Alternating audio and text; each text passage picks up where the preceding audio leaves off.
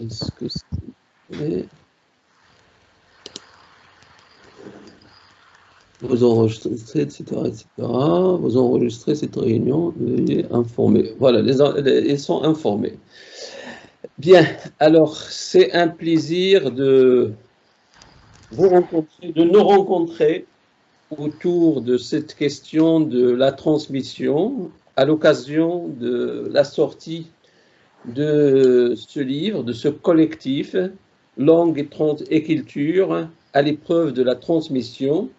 Je remercie bien sûr notre laboratoire qui a financé, qui a chapeauté cette publication, le laboratoire CECHUL, Sciences et Éducation, Sciences humaines et langues. Et je remercie l'établissement aussi, l'École normale supérieure, l'Université Mohamed V.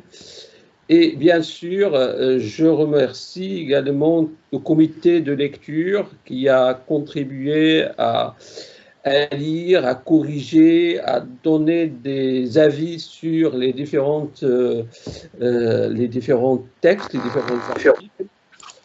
Dans le comité de lecture, il y a Hassan Bekra du Centre de formation des inspecteurs de l'enseignement. Il y a Samira Glimi de l'Université Mohamed V, École normale supérieure. Et nous avons également Bouchra Fenniche de l'ENS, Université Mohamed V, Zahra Mimid de la Faculté des sciences de l'éducation, Université Mohamed V, et Fouad Mehdi de la Faculté des lettres et sciences humaines de l'Université Moulay Ismail, Meknès. Et concernant les contributeurs, les auteurs, on va y arriver tout à l'heure, lorsque je vais leur donner la parole. En tout cas, plus je lis ces textes, ces articles, plus je suis persuadé de l'importance de cette question de transmission. Franchement, au début, j'étais un peu hésitant concernant la transmission, mais comme je disais, à chaque fois que je consulte un article, que ce soit ceux qui sont là ou en dehors, cette question me paraît importante, primordiale et intéressante. Et à quelques minutes, j'étais en train de lire un livre qui porte sur la littérature et qui s'intitule « La littérature sans estomac ».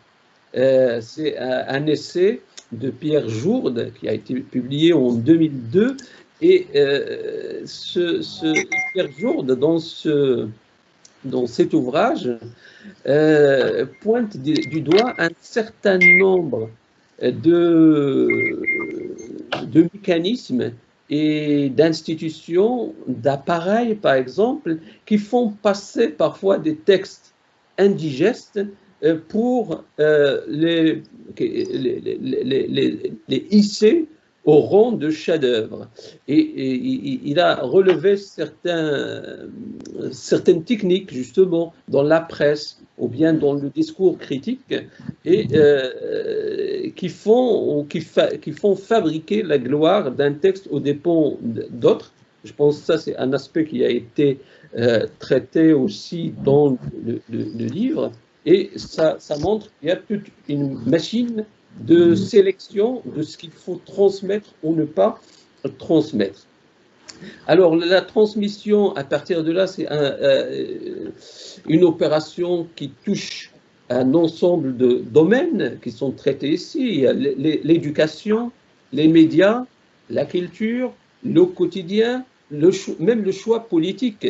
C'est-à-dire, par exemple, lorsqu'on pense à ce que le Maroc est en train de vivre et cette commission qui est appelée à réfléchir à un mode de développement, ce n'est que ça, c'est-à-dire quels sont les choix qu'on doit faire, quelles sont les choses qu'on doit transmettre, etc. C'est aussi une question de transmission.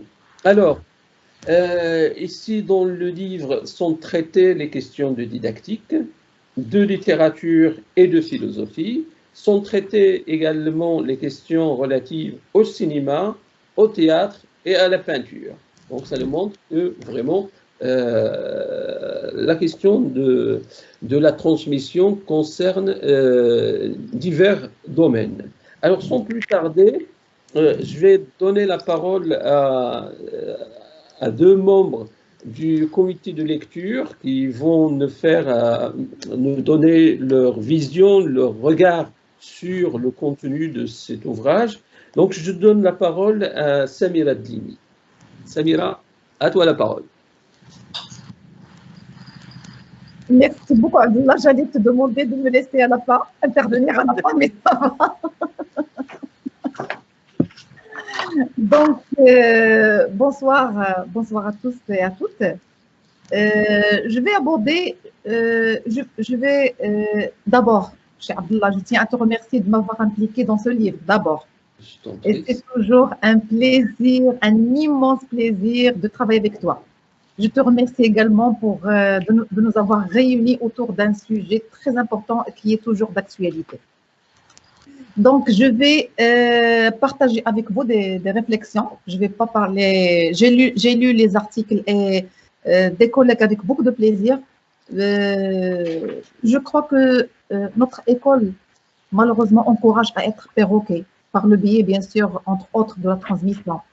Cette transmission nous mène à la perte de la liberté de jugement, de réflexion et de regard critique. Je vais parler de la question de l'invisibilité ou bien de l'absence manifeste des femmes savantes dans le patrimoine humain enseigné, et qui est une question, cette question de l'invisibilité est une question largement développée depuis de nombreuses années, non seulement au Maroc et un peu partout dans le monde, bien sûr. Cela n'a pas cependant empêché que, à part de très rares exceptions, le savoir respecte les préceptes de la neutralité qui empêchent les femmes de raconter le monde par elles-mêmes et avec leurs propres mots. Donc, l'école s'est toujours basée sur des modèles de savoir qui prétendent être neutres et indifférents au genre, vu qu'ils sont élaborés selon l'ordre symbolique masculin qui ignore ou plutôt annule la différence féminine. Dans la conception scientifique et philosophique dominante, la vérité est fondée sur l'objectivité neutre qui exclut la subjectivité.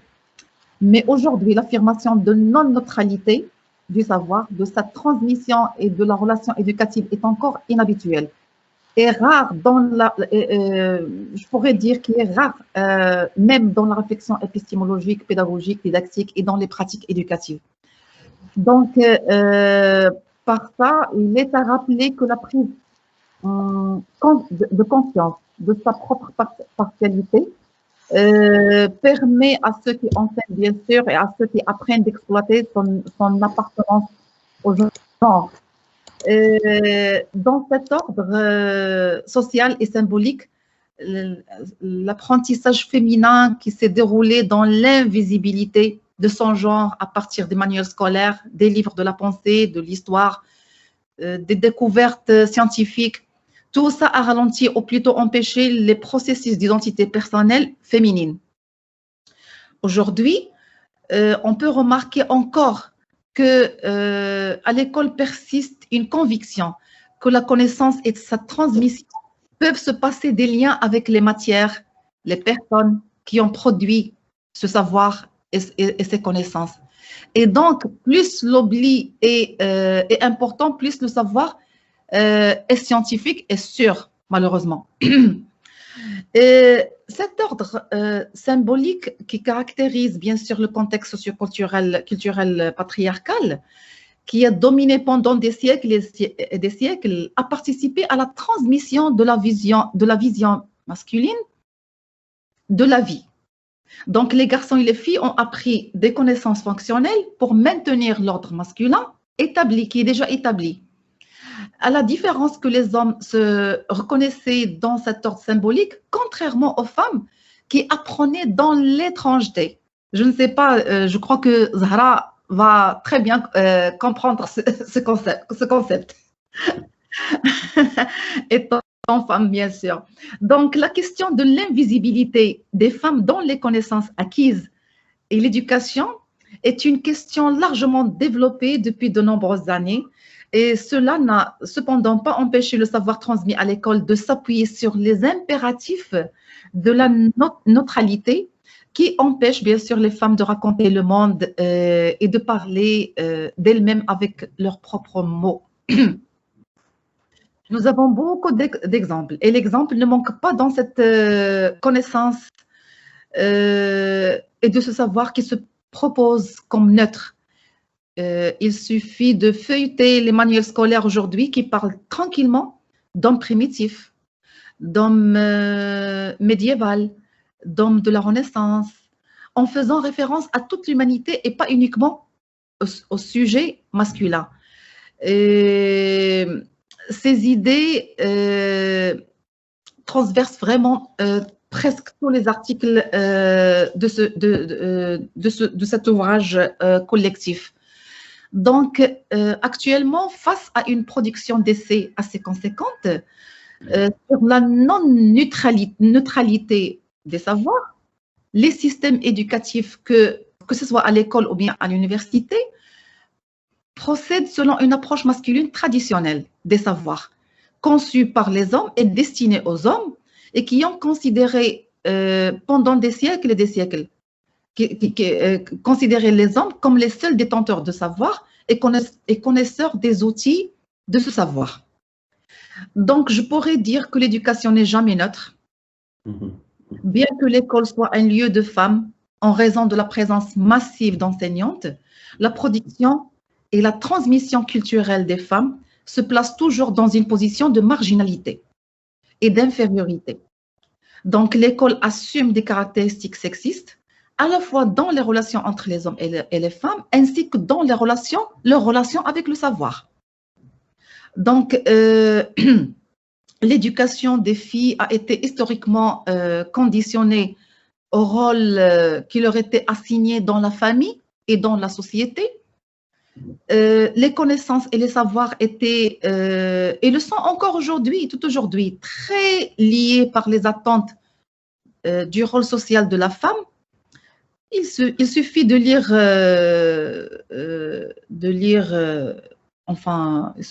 l'article de mon collègue Abdelhamid Lejmeli, qui est intitulé « Des manuels uniques dans leur genre » pour se rendre compte de ça.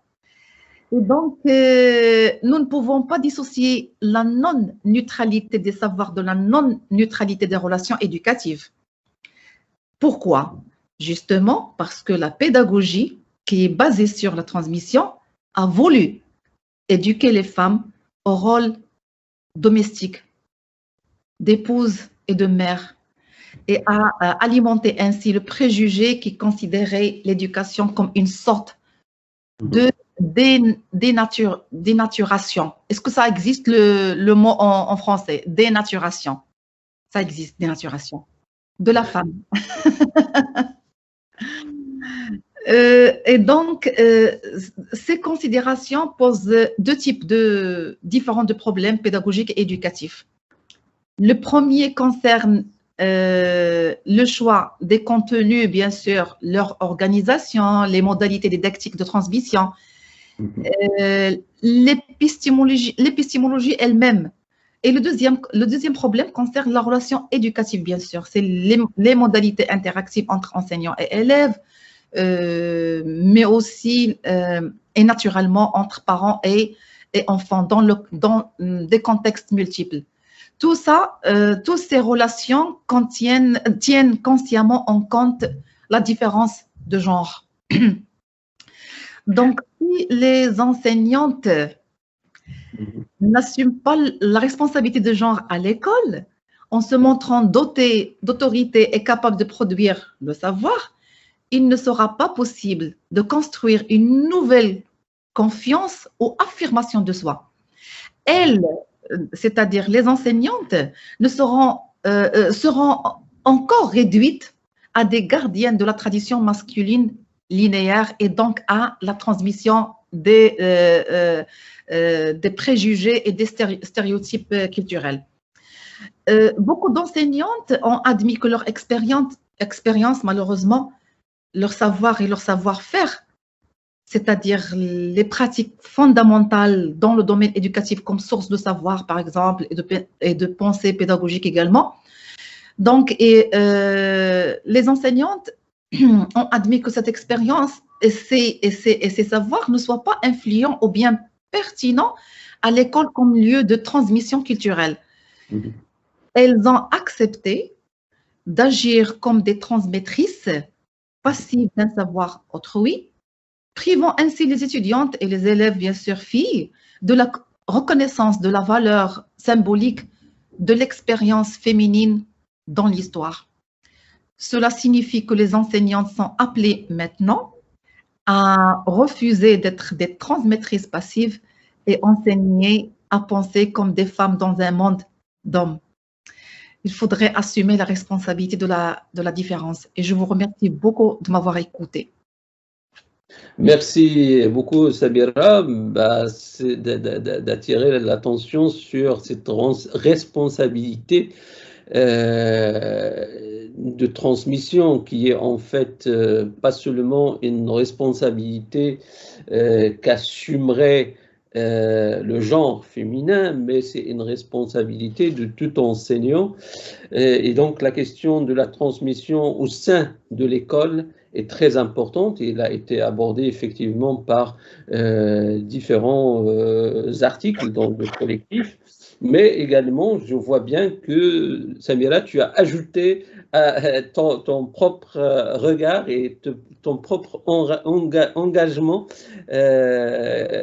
relatif à cette question, parce que effectivement, cela mérite d'être rappelé encore, on en a encore besoin, la transmission de la vision masculine de la vie, qui est encore très dominante, la question de l'invisibilité de la femme et parfois du savoir produit par la femme, donc, et cette approche masculine des savoirs qui est encore, qui continue encore à être dominante est effectivement un enjeu de la transmission sur lequel il faut s'arrêter, il faut réfléchir et il faut aussi penser à des moyens et à la manière de dépasser cette situation ou bien de rendre justice à un autre savoir, tout simplement pour que la société soit une société complète. Ce n'est pas pour favoriser ou défavoriser l'un ou l'autre, mais c'est pour faire avancer la société avec toutes les potentialités qui existent. Donc, c'est aberrant de laisser des chances, parce que ce sont des chances, de laisser des chances et des possibilités et de les laisser de côté alors qu'on peut effectivement les faire contribuer à l'avancement de la société. Donc, on a bien fait de donner la parole à une femme pour commencer nos échanges. Et on va continuer, puisque je vais donner la parole à Zarah Mimid, qui est également membre des comités de lecture et qui est enseignante à la faculté des sciences de l'éducation de Rabat. Alors, est-ce qu'elle est là ? Ah, il a apparemment un problème de connexion, donc je la rattrape ici. Oui. D'accord, d'accord, il n'y a pas de problème. Zara est en train de relancer son ordinateur qui a bugué. Et donc, on va commencer avec un des contributeurs à ce recueil.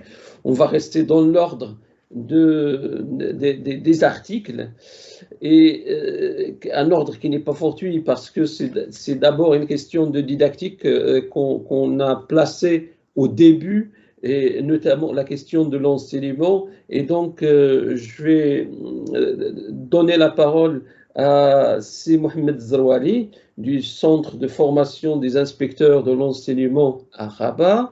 Et dans l'article s'intitule « L'enseignement de l'histoire littéraire, mythe, limite et possible didactique. Et donc, dans l'article, un des aspects que j'ai trouvé très intéressant dans cet article, c'est par exemple la transmission d'une œuvre. La transmission, ça soulève carrément la question de la reconnaissance ou bien de la consécration. Donner une reconnaissance à une œuvre en la mettant au programme, c'est sur quelle base, etc. Je laisse Mohamed Zerouali nous parler de brièvement du contenu ou bien de sa réflexion autour de la question de la transmission. À toi la parole, Mohamed. Merci Sidi Abdallah, merci pour la confiance, merci de m'avoir associé à cet ouvrage collectif. En fait, je n'ai pas hésité à prendre part parce que j'ai beaucoup apprécié la problématique et l'argumentaire, etc. Bon, comme ça a été dit par Sidi Abdallah, l'article traite de l'histoire littéraire en contexte scolaire. J'ai essayé de contextualiser, c'est-à-dire en contexte scolaire marocain. Donc, on a commencé par définir d'abord ce qu'est l'histoire littéraire. Comme l'histoire littéraire est perçue traditionnellement comme étant un ciment socioculturel, c'est le capital symbolique, etc. Et donc, c'est l'école qui doit en être le relais. C'est elle qui doit être, si vous voulez, la caisse de résonance. C'est elle qui garantit la socialisation et l'éducation de l'élève en lui inculquant des modèles, des idéaux, etc. J'attends encore. Reconnaître institutionnellement un corpus littéraire dans la sphère scolaire. D'accord? Vous avez déjà reconnu une orientation, ça veut dire que c'est une lecture un peu bourdieusienne, parce que j'emprunte le concept de canonisation, etc. Donc, on est un peu dans Bourdieu. C'est un concept, si vous voulez, qui a l'avantage de décaper au moins deux choses à la fois. Et le corpus littéraire, donc on va le questionner, on va l'interroger, on va le démystifier. Et deuxièmement, les agents et les institutions qui sont derrière la programmation ou la déprogrammation d'un corpus. Et la didactique du texte littéraire a rarement pensé, enfin, elle n'a jamais pensé peut-être à intégrer dans ses réflexions l'institution qui est derrière la formalisation d'un enseignable ou sa déformalisation. Bon, au début, j'ai emprunté un petit détour par la critique littéraire. Donc, cette querelle entre critique littéraire et histoire littéraire. Vous savez que dans la situation présente actuelle des études littéraires, surtout en contexte marocain, l'université, on a l'impression que l'histoire littéraire est morte. À l'université, on a quasiment tourné la page de l'histoire littéraire. Dans les descriptifs des universités, etc., surtout le département français, c'est très minime la part consacrée à l'histoire littéraire. Les spécialistes de l'histoire littéraire, même en France, ils sont perçus comme, moi j'aime bien un mot de Finkielkraut, des mécontemporains. Ce sont des contemporains qui sont là, mais qui sont mécontents. Ils n'aiment pas, c'est-à-dire il y a toujours un aspect décalé. Ils vivent dans une nostalgie, etc. Donc l'histoire littéraire est perçue comme étant, bien sûr, évaluée et appréciée par la critique littéraire comme étant anti-moderne. Anti-moderne parce qu'elle n'a pas su développer ses protocoles théoriques, ses appareillages conceptuels, etc. Donc, et d'ailleurs, on interdit à l'étudiant ou à l'élève d'engager des lectures historiques ou de cultiver ses réflexes historiques. Bon, en gros, l'université marocaine est tournée vers la technicité. D'ailleurs, si on fait une méta-analyse, par exemple des thèses, des mémoires, etc., on va voir que l'université marocaine est habitée par ce que Compagnon appelle le démon de la théorie. Ce que j'ai voulu dire, c'est que l'histoire littéraire, ce n'est pas une affaire de corpus seulement, mais c'est également une affaire d'agents et d'institutions. Donc, c'est cette double facture que j'ai essayé dans l'article de déconstruire, ne serait-ce que grossièrement. Si on fait une lecture, par exemple, du programme marocain, par exemple, le programme du lycée, tronc commun, première année, deuxième année, ça nous renseigne sur une institution. Ça nous renseigne sur des agents. Moi, il y a trois qualificatifs, si vous voulez. Ils sont nostalgiques, Abdallah, je crois que vous en avez déjà parlé, enfin, vous avez déjà parlé de ça dans un article qui fait. Hein. Ils sont déconnectés. C'est un jugement un peu péremptoire, mais c'est la vérité. Ils sont déconnectés par rapport à l'actualité littéraire, etc. Ils n'arrivent pas à intégrer ou à réintégrer le corpus littéraire actuel, contemporain, dans la sphère scolaire. Et ils sont traditionnalistes, pour ne pas dire classiques. Classique, c'est un peu noble. Donc, ils sont traditionnalistes. Donc, l'idéal, en gros, serait d'abord de sortir de ces endogamies, de ces insularités, c'est-à-dire un corps d'inspecteurs qui décide du programme. Non, il faut que au corps d'inspection, il faut qu'il y ait des universitaires, il faut qu'il associer les éditeurs, il faut associer les auteurs, etc. Ça, c'est la première chose, donc la collégialité. Et deuxième chose, la pluralisation du corpus. C'est-à-dire que l'idéal serait de mettre en présence, au sein d'un même corpus, différents régimes de temporalité romanesque, poétique, etc., où on fait coexister et la poésie lyrique de Ronsard avec le poème d'Yves Bonfoy, de Philippe Jacotet, etc. Bon, ça c'est au niveau macro, si vous voulez. Maintenant, au niveau micro, ce qui se passe au niveau de la séance, c'est-à-dire le statut de l'histoire littéraire dans l'économie générale d'une séance didactique. Ben, il y a au moins 3 moments dans un cours. Soit en amont, l'histoire littéraire donc devient une sorte de quelque chose qui va éclairer le texte, ou bien pendant le cours, et ça devient un outil de lecture, juste un outil et non pas une fin en soi, ou bien à l'aval du texte, et là, elle va réorienter la lecture pour lui donner un peu si vous voulez, de surplomb. Donc, s'il y a brièvement des leçons à tirer, des leçons bien sûr didactiques, c'est qu'il faut se décentrer par rapport au seul modèle littéraire traditionnel. Il faut également ouvrir les institutions de canonisation à différentes corporations, comme j'ai dit, inspecteurs, universitaires, éditeurs, auteurs, etc. Autre chose, c'est que l'histoire littéraire ne se transmet pas, mais elle se construit. C'est très important au niveau de la didactique et des paradigmes de pensée, si vous voulez, de l'éducation. Ça veut dire que l'histoire littéraire doit recentrer l'élève et l'inciter à entamer la lecture comme étant une résolution de problèmes et scolaires et sociaux. Et comme ça, on aura un citoyen lecteur et non pas seulement un élève qui lit des œuvres de façon scolaire. Ça va, certes. Là, je m'arrête là. Merci beaucoup, c'est Mohamed. Effectivement, c'est un des aspects intéressants et vous avez bien fait de donner aussi des recommandations parce que c'est intéressant de pointer du doigt le problème, mais les propositions sont aussi intéressantes. On ne sait jamais, peut-être ça parviendra aux oreilles des décideurs et la question notamment de diversifier les regards qui sélectionnent, etc., ça mène immédiatement à la diversification des critères du choix, pour ne pas tomber toujours dans ce que c'est Aziz Belkaz appelle le ressassement, justement, qui est une sorte qui ne produit rien de nouveau quand on tombe dans le ressassement.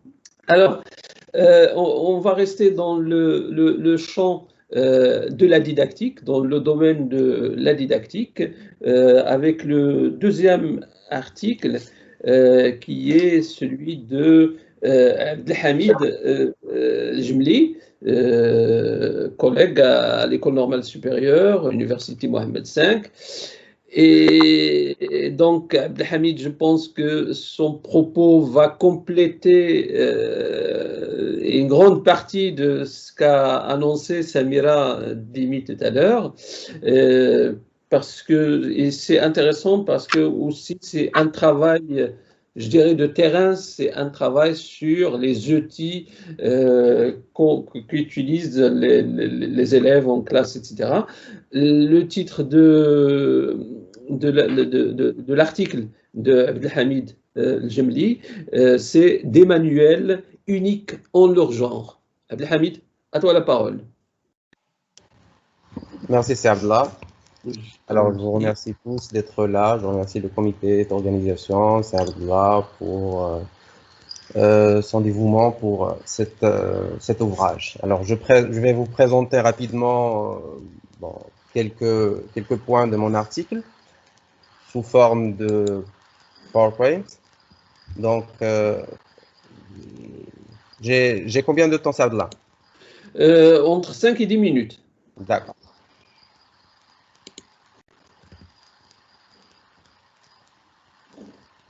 Est-ce que vous arrivez à voir? C'est parfait. D'accord.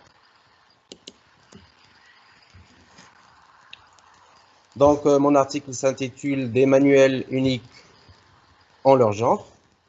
J'ai travaillé sur les manuels du collège, qui étaient sur le marché, on va dire, jusqu'en 2017, parce qu'ils ont changé. Et j'ai essayé de sonder ces normes sexuées qu'on retrouverait dans les manuels, et qu'on a retrouvé, bien sûr, à la fin dans ces manuels. Donc, l'école, comme vous le savez tous, c'est une instance de socialisation, de par les productions culturelles qui sont diffusées, les manuels, les œuvres choisies aussi pour le lycée, par exemple, par les postures enseignantes. Chacun de nous adopte une certaine posture et il ne fait pas nécessairement attention à cette approche genre dans ses comportements avec ses élèves. Et puis, les discours aussi qui sont produits relèvent des fois, on y relève des fois des stéréotypes genrés ou sexués.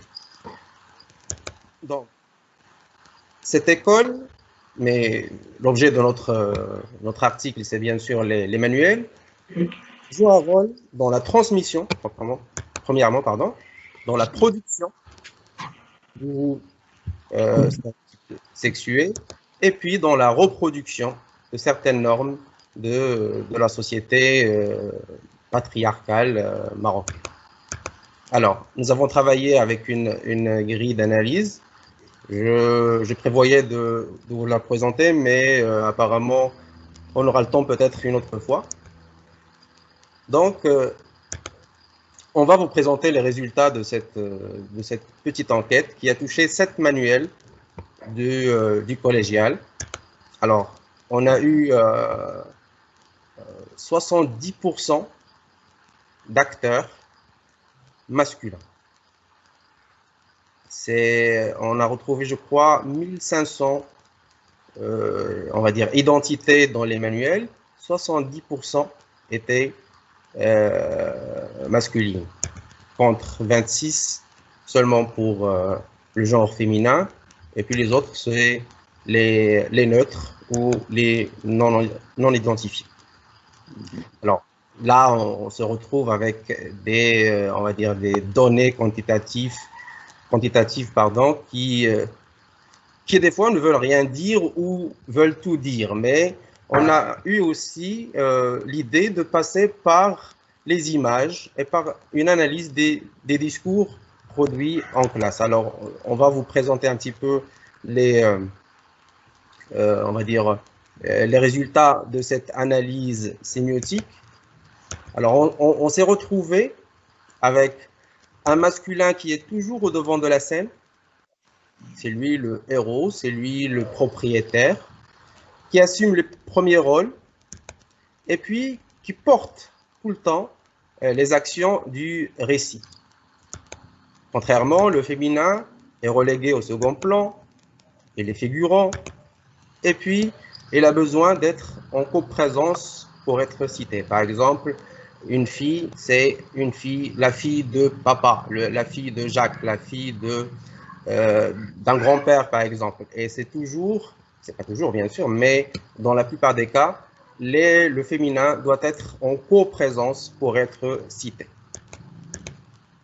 Alors, ça touche 3 sphères complémentaires.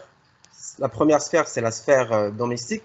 On a appelé ça à l'école de cuisine, pour ne pas paraphraser à l'école des femmes.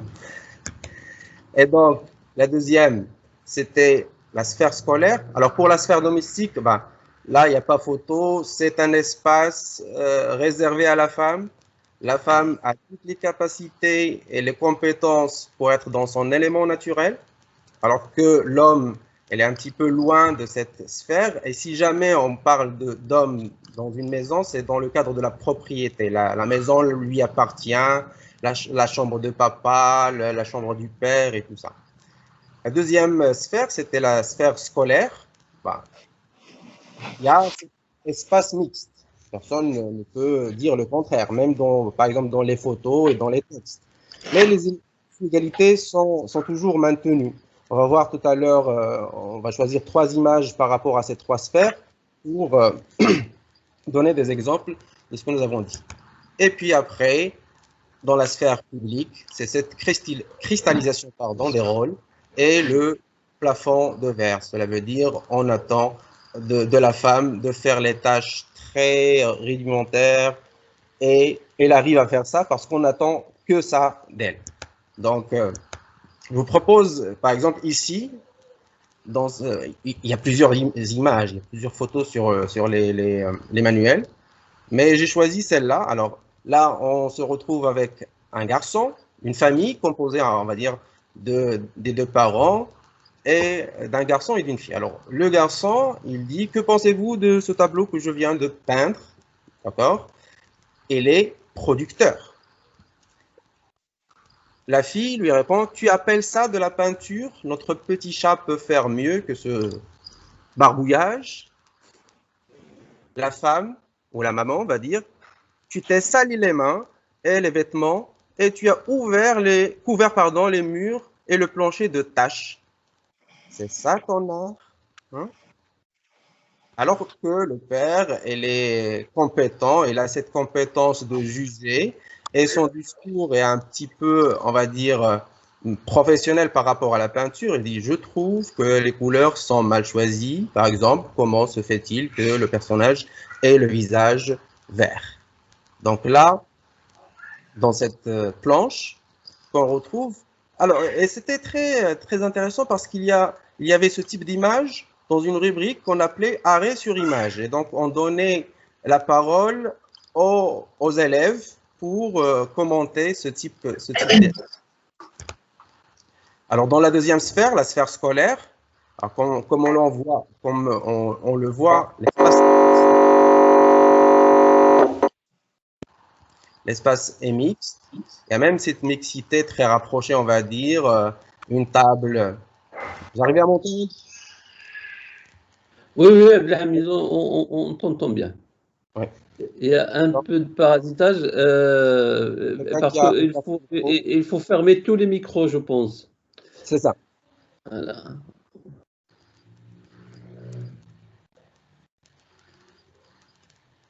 D'accord? Donc, je disais qu'il y a même une certaine mixité très rapprochée. On a tous eu des classes où des filles ou des garçons étaient réticents à l'idée de s'asseoir l'un à côté de l'autre. Mais là, ce qui était intéressant de voir dans cette planche, c'est cette question sur, par exemple, ici, c'est Internet. À quoi sert Internet? Les 2 filles, alors vous avez la planche de vous, je pense qu'Internet sert à s'amuser. C'est l'aspect ludique de l'outil informatique. L'autre fille dit, à mon avis, Internet sert d'abord à écrire des messages à des personnes dans d'autres pays, envoyer des emails, des cartes électroniques ou des photos. C'est toujours cette, on va dire, relation de messagerie, d'envoi, de cartes postales et tout ça. Alors que les 2 garçons disent, c'est utile pour apprendre, pour faire des exposés, pour faire ses devoirs. L'autre dit, c'est très intéressant pour chercher des informations et permet d'apprendre des choses, peut trouver des informations sur tout ce qu'on veut. La 3e sphère, c'est la sphère publique. Et là, je reprends fidèlement un tableau d'une salle de rédaction d'un journal. Et vraiment, c'est ahurissant lorsqu'on voit, par exemple, alors, le genre, c'est féminin pour le féminin, identité. Mariam Mshhour, faites le rapprochement entre Mshhour et publicité. Sana Tsoudib. Omar Raïs, qui est le directeur. Miloud Katib, c'est la rédaction. Jilali Muharrir. Samir Bahit. Abdeslam Khabar. Ahmed Moudir. Et puis pour les secrétaires de rédaction, on n'a pas un sexe bien clair, donc il est neutre. Mais dans notre tête, on a l'idée d'associer secrétaire au genre féminin. Donc tout ça amène à la création d'un système genré. Et donc on intègre chez les élèves ce système qui a comme règle générale la soumission du genre féminin et la suprématie du genre masculin. Alors, ces manuels, vraiment, de français, ne prennent pas en compte l'approche genre. Ça, c'est notre conclusion, on va dire, générale. Et puis, ils proposent une vision extrêmement sexuée des rôles et des espaces affectés à chacun des deux sexes. J'arrête là, je crois, et je te laisse la parole, Sergio. Merci, c'est Hamid.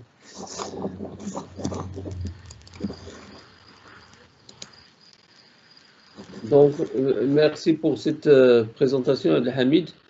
Alors,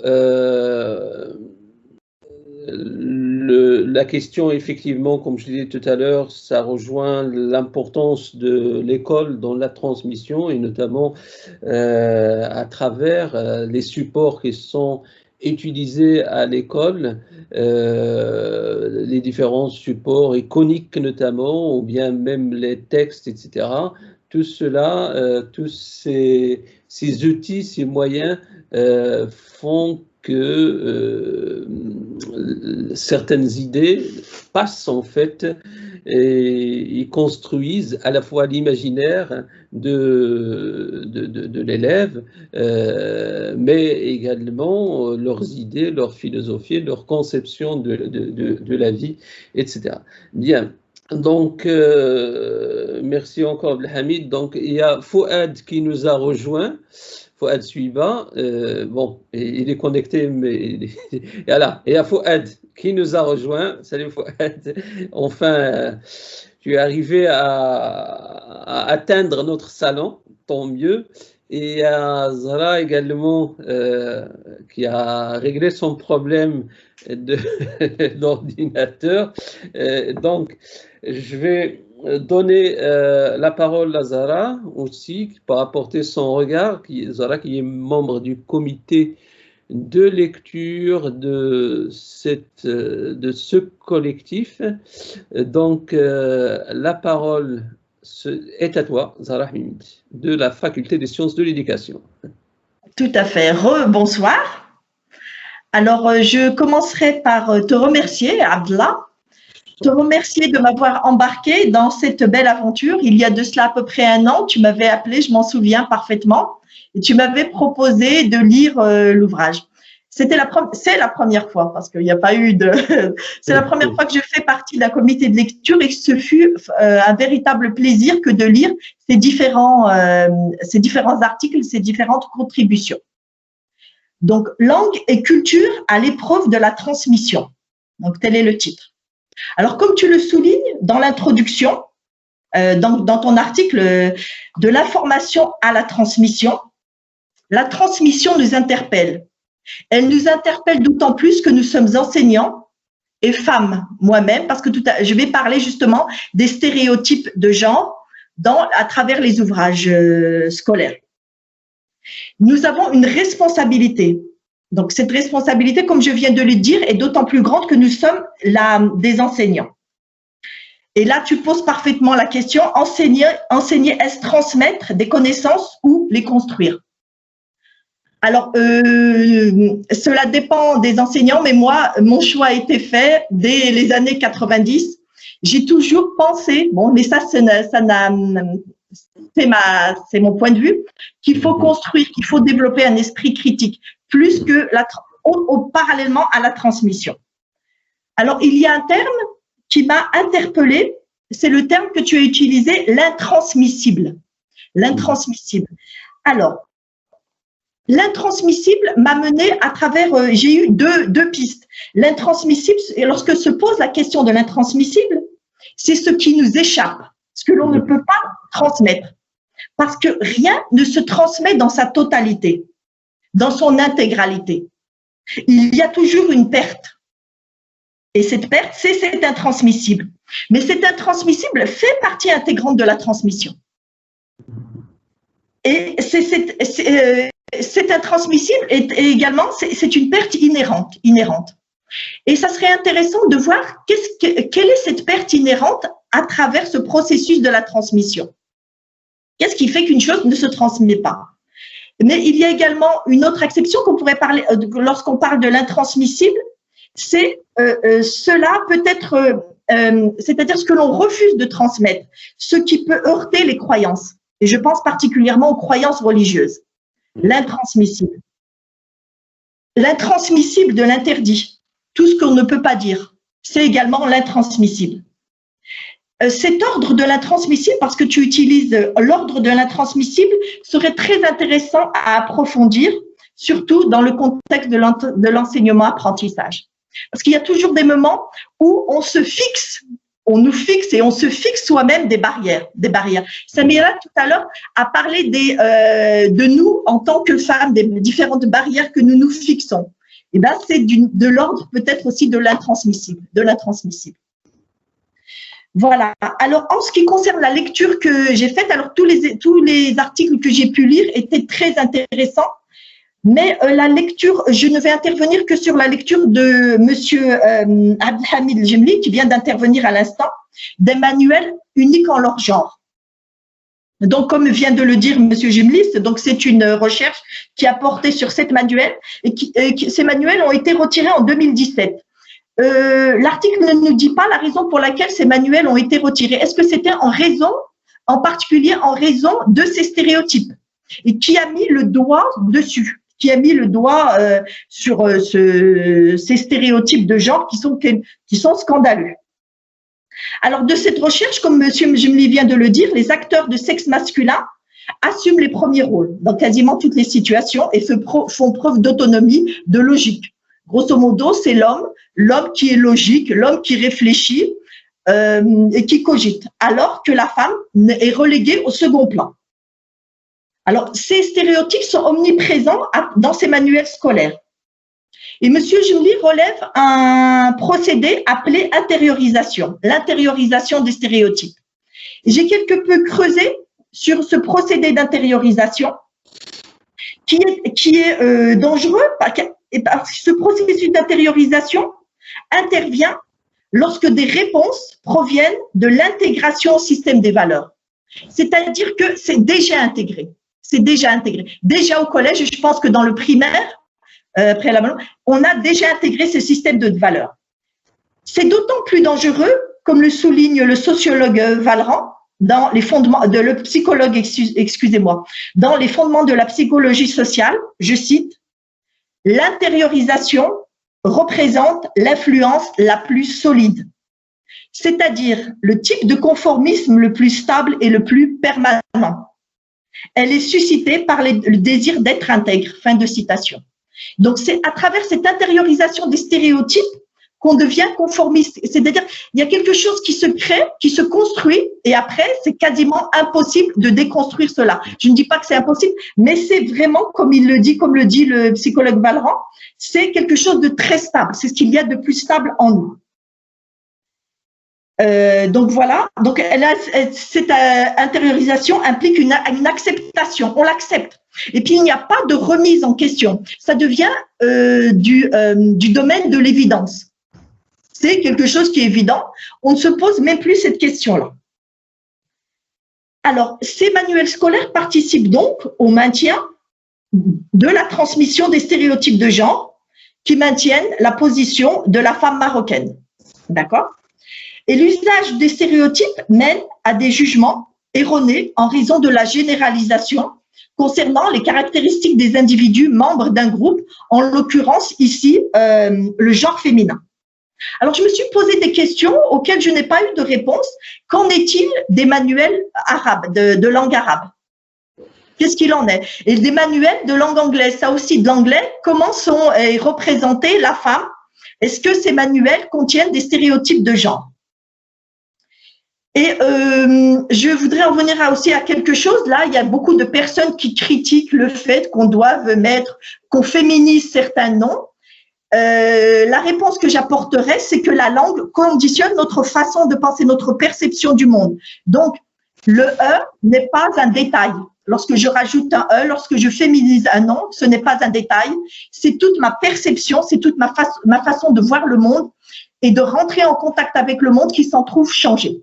Alors, j'aimerais ajouter une seule remarque concernant les stéréotypes. J'ai pu jeter un coup d'œil cet après-midi sur les ouvrages du français qu'on utilise lorsqu'on enseigne le français langue étrangère. Ces ouvrages aussi contiennent de nombreux stéréotypes. Peut-être que ce ne sont pas des stéréotypes de genre, je le concède, c'est vrai.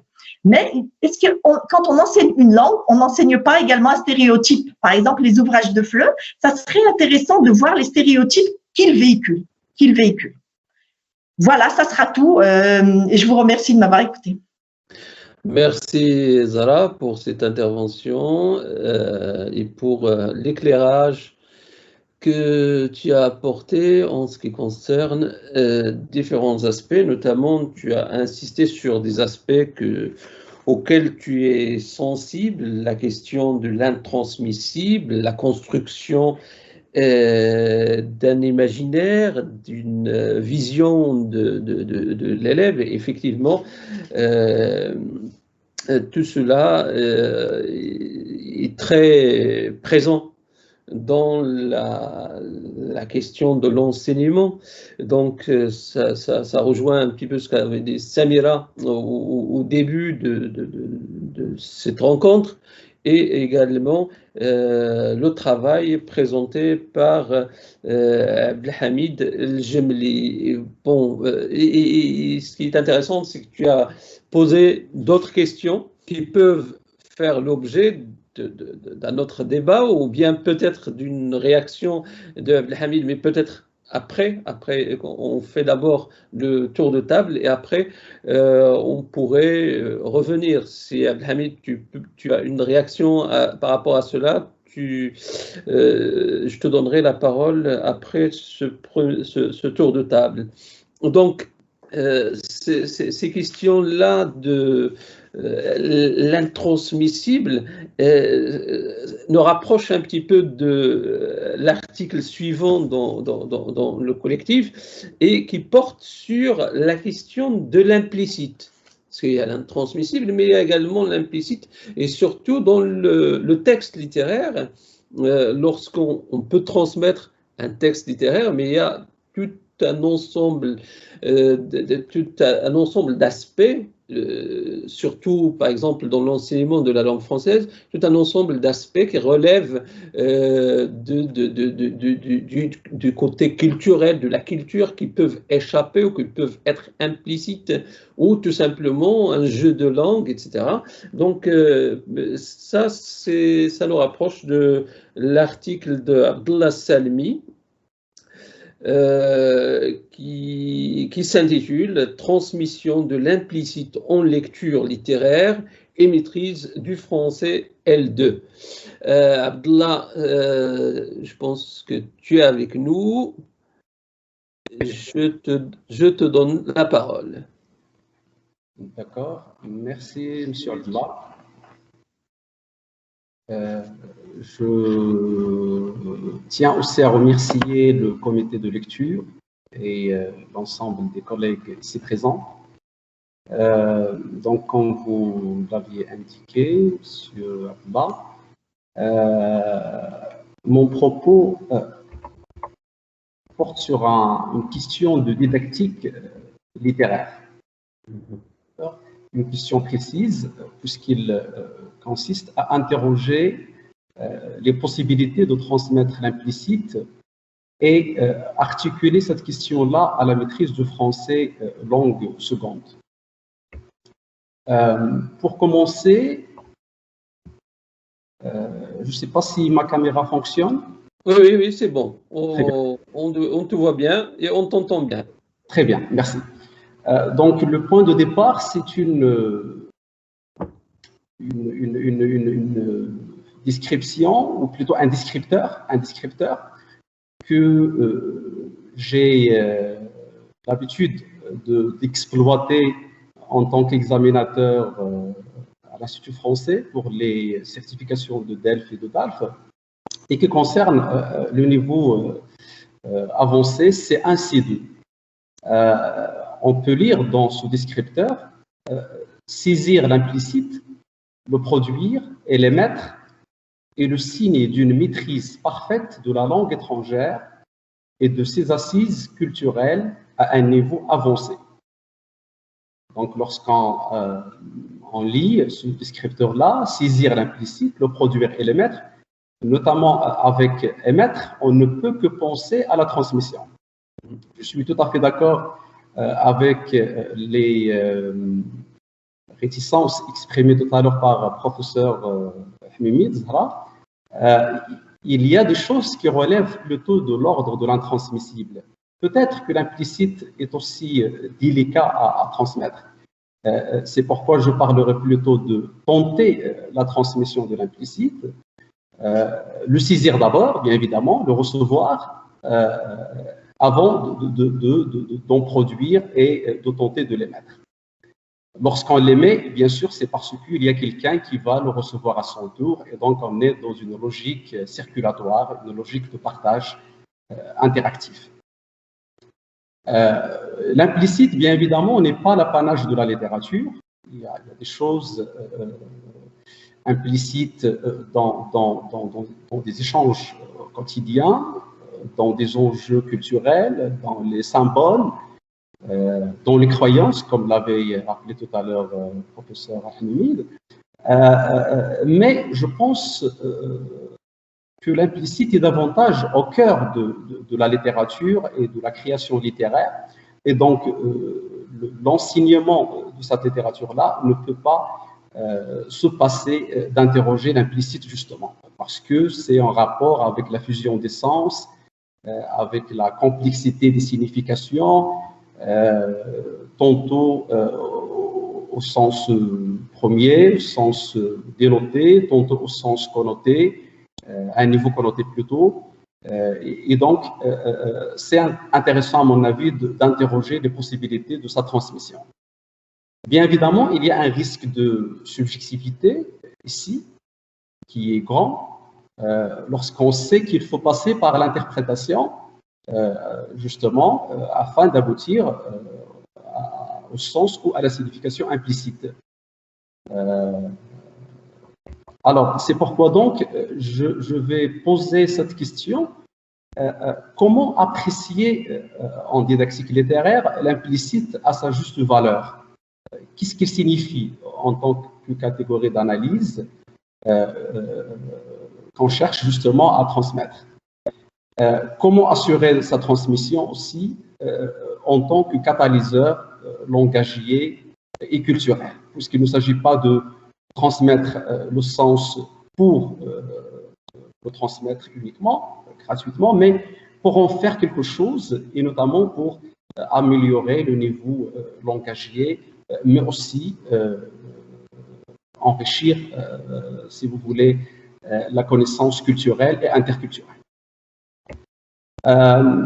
Afin d'essayer de répondre à cette question-là, j'ai fait le choix de faire un petit détour avec un éclairage conceptuel et méthodologique, et je me suis basé sur un article de Rod Ellis paru en 2018, dans lequel Rod Ellis est un linguiste, c'est vrai, mais il s'est intéressé largement à la question de l'acquisition des langues secondes et des langues étrangères, de manière générale. Ce que j'ai retenu de cet article notamment, c'est le fait qu'il oppose le savoir explicite au savoir implicite concernant l'acquisition des langues secondes. Il définit le savoir explicite comme étant la connaissance des règles et des objets qui existent dans une forme analysée, afin que les apprenants soient en mesure de rapporter ce qu'ils savent. Il lui oppose le savoir implicite qui consiste, lui, par rapport à une langue seconde, en une connaissance intuitive et tacite. Et il ajoute, cette connaissance ne peut pas être directement signalée. Donc, c'est plutôt de manière indirecte qu'il faut tenter de caractériser cette connaissance-là implicite. Pour lui toujours, le savoir explicite est beaucoup plus propice à la transmission, justement parce qu'il est formalisable, il est direct et il est caractérisable. Mais paradoxalement, c'est le savoir implicite qui est valorisé. Donc, il faut en faire quelque chose. Puisque le savoir implicite est valorisé, on ne peut pas le laisser de côté en termes de didactique, qui est, avant toute autre chose, une question de transmission, de partage et de construction aussi, ou de co-construction encore c'est mieux. Bien sûr, mon propos, c'est de retenir l'implicite en littérature, mais en étant une forme de ce savoir-là, de ce savoir implicite au sens large, en intégrant la composante littéraire dans la perspective plurielle de l'enseignement d'une langue seconde, où on vise non seulement l'appropriation linguistique et langagière, mais aussi une socialisation, une transculturation, ce qui ne peut passer, si vous voulez, ici, que par la construction des significations et leur partage. Et donc, je pense que la composante littéraire ici, elle est incontournable. J'ai aussi utilisé l'approche comparative parce que justement, lorsqu'on est dans un contexte bilingue et biculturel ou pluriculturel, comme le nôtre, en tout cas le français est une langue seconde ou étrangère, ça dépend du point de vue qu'on porte sur cette langue-là. En tout cas, on dispose d'une langue première, ou parfois de deux langues premières carrément. Encore, ça dépendra si on retient l'arabe et l'amazigh ou tout simplement l'une de ces langues. Et donc, l'approche comparative, dans tous les cas, elle est sollicitée, à mon avis, dès qu'on veut travailler sur la littérature francophone qui relève d'un contexte bilingue ou plurilingue. Il y aurait bien évidemment des exemples d'illustration de ma réflexion. Donc, la deuxième partie, c'est justement consiste à interroger l'implicite en lecture littéraire en faisant quelques propositions didactiques à partir notamment du roman autobiographique de Yasmina Khadra intitulé L'écrivain d'une enfance algérienne. Il est paru en 2001 en première édition. Ce que j'ai exploité ici, c'est la notion de la biographie éducative et langagière, parce que c'est une notion qui est en lien direct justement avec l'apprentissage des langues et la maîtrise des langues. Ce qu'on constate dans ce roman-là autobiographique, c'est que dans l'ensemble, il y a une progression narrative simple, linéaire, très accessible, notamment à un niveau avancé comme le C1, même pour un B2, et qui retrace une bonne partie de la vie scolaire de l'écrivain. Or, derrière cette trame simple, trame narrative, il y a deux problématiques majeures qui la traversent en toile de fond, en arrière-plan. Et la première concerne l'éclosion précoce de la passion d'écriture, qui se retrouve systématiquement tout au long du roman confronté ou distinct de la carrière militaire à laquelle la famille destine le jeune héros. Donc, c'est une problématique transversale. Et elle est importante, à mon avis, parce qu'elle permettrait d'aborder des modalités complexes de l'inscription de la sphère individuelle dans la toile historique et sociale à une époque donnée en Algérie et au Maghreb. Et donc là, je fais un clin d'œil à la contribution de mon collègue Zarwali, Mohamed. L'une des modalités justement de tirer profit de l'histoire littéraire, c'est de ne pas l'envisager en tant qu'enchaînement linéaire des dates et des faits historiques, mais d'en faire un choix paradigmatique en fonction, bien sûr, du contexte dans lequel on est et en fonction aussi, bien sûr, notamment lorsqu'on a affaire à une œuvre littéraire, en fonction de la signification globale. Donc voilà peut-être une manière d'en tirer profit, sans alourdir, si vous voulez, l'apprentissage d'une langue étrangère face à des apprenants qui ne sont pas nécessairement des apprenants de la discipline littéraire. Ils peuvent être des scientifiques ou appartenant à des filières techniques, etc. Donc, en tout cas, ils n'ont pas, on n'a pas intérêt à leur imposer des cours ou des histoires, ou plutôt des leçons d'histoire littéraire complètes. Uniquement des flashs à fonctionnaliser, à contextualiser et bien sûr tout en montrant l'intérêt. La deuxième problématique majeure aussi, importante à mon avis, c'est la mise en exergue de la question du contact des langues et des cultures, justement dans le milieu bilingue, avec des sur son impact pédagogique et didactique.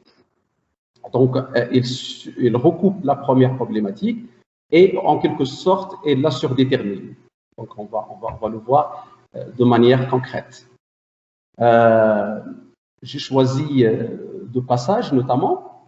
Le premier, le narrateur, qui est aussi l'auteur en même temps, raconte l'intégration à l'école des cadets, l'école militaire pour les jeunes écoliers, où la formation était assurée par des instituteurs de différentes nationalités et de diverses cultures. Il y a des Français, il y a des Algériens, des Syriens, des Polonais, et peut-être même des Romains, si j'ai bonne mémoire. Ce qui donne à lire en filigrane, donc, ça c'est une interprétation qu'on pourrait vérifier davantage à force d'indices. Donc ça donne à lire en filigrane les marasmes de la naissance de l'Algérie postcoloniale, partagée entre le désir d'émancipation qui est soutenu par les références à l'Orient et le besoin de modernisation, si vous voulez, assisté par l'Occident et par des références à la technologie occidentale. Il y a aussi un effet salvateur qui est évoqué en rapport justement avec la double langue et la double culture sur le jeune enfant. Là, pardon, tu as dépassé de 3 minutes, donc si tu peux... D'accord, d'accord, merci de me l'avoir signalé. Effectivement, je vais donc aller plus vite. Il y a cet effet-là donc de la double culture sur sa passion d'écriture. Il déclare par exemple que mon premier texte était une réadaptation de Petit Poucet rédigé en arabe. Il y a un deuxième passage intéressant, mais j'en passe pour aller à la troisième partie et qui concerne cette fois-ci la perspective combinatoire. La perspective combinatoire, c'est quoi? C'est simplement de commencer par l'implicite, d'en tirer profit, de donner à lire l'implicite et à l'interpréter, mais après, parce que nous sommes dans l'articulation à la maîtrise de la langue, et donc en rapport avec des compétences langagières et discursives et culturelles, etc., Illis propose de faire de l'explicitation aussi, mais uniquement en tant que post-tâche. Et jamais avant, plutôt après. Donc, la composante littéraire, elle est la tâche principale. Son exploitation didactique, elle est au cœur de cet enseignement-là. Pour Lister, à notre linguiste et didacticien, il propose, lui, le concept du contrepoids pédagogique. Mais ça relève de la même chose, puisqu'il s'agit d'assurer un équilibre entre l'intérêt de l'implicite et le besoin de l'explicitation. Alors, je ne vais pas donner des exemples que j'ai prévus en référence à la chanson douce de Leila Slimani, et je passe à la conclusion. Donc, le fait de cultiver la dimension implicite de la signification et tenter sa transmission, et il peut se faire en articulant la maîtrise de la langue seconde à la composante littéraire et à la référence interculturelle. Et à mon avis, c'est un mode d'enseignement qui est incontournable malgré le coût et la durée, beaucoup plus, il assure un enseignement, apprentissage beaucoup plus profond en comparaison, par exemple, avec des expériences d'immersion linguistique et culturelle. Et je vous remercie. Merci Abdallah pour cette intervention. Et je suis désolé, je rappelle le timing parce qu'il faut contrôler le timing également, parce que là on est déjà bien avancé dans le temps, on a fait presque 2 heures et on a encore 3 intervenants. Et donc, tous les aspects qui ont été soulevés dans l'intervention d'Abdallah Salmi sont intéressants, mais bien sûr, il y a beaucoup d'autres détails, beaucoup d'autres précisions dans le texte, dans l'article, que je recommande à tout le monde de lire. On va sortir un petit peu du cadre proprement didactique, puisque Abdelaziz Belkaz, qui est peut-être le plus loin, puisque là tu es à Agadir. Oui. Voilà. Donc Agadir est avec nous. Bonjour Agadir. Bonsoir plutôt. Donc Abdelaziz va nous tirer dans une dimension, j'imagine, beaucoup plus vaste, notamment parce que ton texte, ton article a une dimension philosophique intéressante, notamment lorsque tu t'interroges sur cette dimension ou la menace du ressassement. Et je donne juste le titre de ton article et je te donne la parole. Alors, le titre de l'article, c'est « Le deuil de l'élévation dans la culture du ressassement ». C'est Abdelaziz Belkaz et de la FLACH, la Faculté des Lettres et des Arts de l'Université Ibn Zohar d'Agadir. C'est Abdelaziz, à toi la parole. Merci. Donc, bonsoir, chers collègues. Merci, Saadallah, parce que tu as bien voulu m'associer à ce beau projet. En réalité, je vais essayer vite, naturellement, de présenter un peu sauvagement l'esprit de mon papier, qui s'inscrit en réalité dans le prolongement d'un autre papier que j'avais commis dans une vie antérieure, dans lequel j'avais parlé de sécularisation et de sanctuarisation du champ culturel marocain. Et donc, le titre en lui-même, il est assez révélateur. Donc, en fait, le papier est porteur d'une thèse assez claire, sans concession aucune, par rapport à notre champ culturel, par rapport à ce que j'aime bien appeler notre écosystème, puisque je parle de deuil de l'élévation, et là, je fais référence un peu à l'élève aussi, parce que l'école, elle est là pour élever, quelque part. Sauf que chez nous, il est là plutôt pour écraser, c'est le cas de le dire, ça c'est ma thèse personnelle, et qui est bien sûr étayée par même les programmes scolaires. Et puis je parle également de la deuxième dimension, c'est la culture du ressassement. Ça veut dire c'est une culture qui est basée sur un renoncement, ce que j'appelle un renoncement. Ça veut dire que si vous êtes dans cet écosystème, vous devriez renoncer à vous-même, et donc du coup, on n'est plus dans la transmission, puisque le temps zéro de cette culture s'arrête au 7e siècle. Donc, on ne fait dire qu'en fait, la vie commence à ce moment-là, et donc toute espèce de transmission devrait commencer à partir de ce moment-là. Ça veut dire qu'on va faire fi d'un certain passé, on va faire fi d'une dynamique de l'histoire, d'une transmission qui se fait de génération en génération, et puis on va glisser doucement mais sûrement, non plus dans la transmission curieusement de cette dynamique de l'histoire, qui est imposée par une singularisation, une sophistication de la vie, mais plutôt on va glisser dans un endoctrinement. Ça veut dire que finalement la transmission, c'est l'endoctrinement. Et qu'est-ce que ça veut dire l'endoctrinement? Ça veut dire qu'on va baigner dans ce que j'appelle une opulence doxologique qui est fondée sur un magistère religieux. Et ce magistère religieux, naturellement, il est porté par un discours. Et ce discours, dans le cadre d'une vie communautaire et commune, parce qu'on sait très bien que l'humain, c'est d'abord un animal grégaire, et donc cette grégarité dans notre société va prendre une autre dimension. Cette dimension, c'est quoi? C'est d'imposer une soumission.